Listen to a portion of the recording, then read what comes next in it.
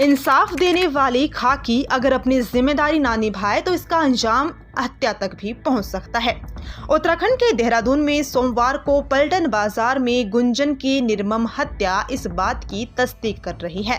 गुंजन की जान को खतरा बताते हुए परिजनों ने खुड़बुड़ा चौकी में महज 3 दिन पहले ही शिकायत दी थी, लेकिन पुलिस ने इस गंभीरता से नहीं लिया। परिजनों के मुताबिक करीब 8 महीने पहले भी आकाश और गुंजन बीच विवाद हुआ था। तब पुलिस ने दोनों को समझाकर मामले को शांत कर दिया था। विवाद की कहानी बार बार पुलिस के द्वार पहुंची, लेकिन इंसाफ पर वार नहीं चढ़ पाया। अब ये कहानी मौत पर आकर खत्म हो गई। हालांकि एसएसपी अजय सिंह की ओर से कार्रवाई में कोताही बरतने पर खुड़बुड़ा चौकी इंचार्ज प्रद्युम्न नेगी को तत्काल प्रभाव से सस्पेंड किया गया है। परिजनों ने बताया कि गुंजन और आकाश दोनों 3 वर्षों से एक दूसरे को जानते थे। गुंजन दुल्हा बाजार में कपड़ों की एक दुकान में काम करती थी। आरोपी भी उसी बाजार के एक अन्य दुकान में काम करता है।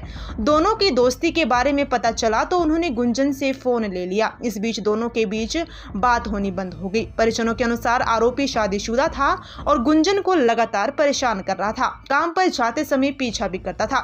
इसकी कई बार पुलिस में भी शिकायत की गई, लेकिन कोई भी सुनवाई नहीं हुई। 3 दिन पहले जब आरोपी ने एक अन्य व्यक्ति से कहा कि वह गुंजन को जान से मार देगा, इसके बाद उनकी ओर से फिर से खुड़बुड़ा चौकी में शिकायत की गई। इन 3 दिनों में पुलिस आरोपी से फोन पर बात तक नहीं कर पाई। कार्रवाई में कोताही बरतने पर खुड़बुड़ा चौकी इंचार्ज प्रद्युम्न नेगी को सस्पेंड किया गया है। परिजन की ओर से कई बार पुलिस से शिकायत की गई थी। 3 दिन पहले भी गुंजन की जान को खतरा बताते हुए शिकायत दी, पर इस पर भी कोई कार्रवाई नहीं हुई। हालांकि एसएसपी अजय सिंह की ओर से चौकी इंचार्ज प्रद्युम्न नेगी को तत्काल प्रभाव से सस्पेंड किया गया। पुलिस के मुताबिक आरोपी आकाश चोरी के मामले में पहले भी जेल जा चुका है। वह 1.5 महीने तक जेल में रहा था। ऐसे में कुछ महीने पहले आरोपी को दुकान से भी हटा दिया गया था। बाद में उसी बाजार की एक दूसरी दुकान में आरोपी काम करने लगा।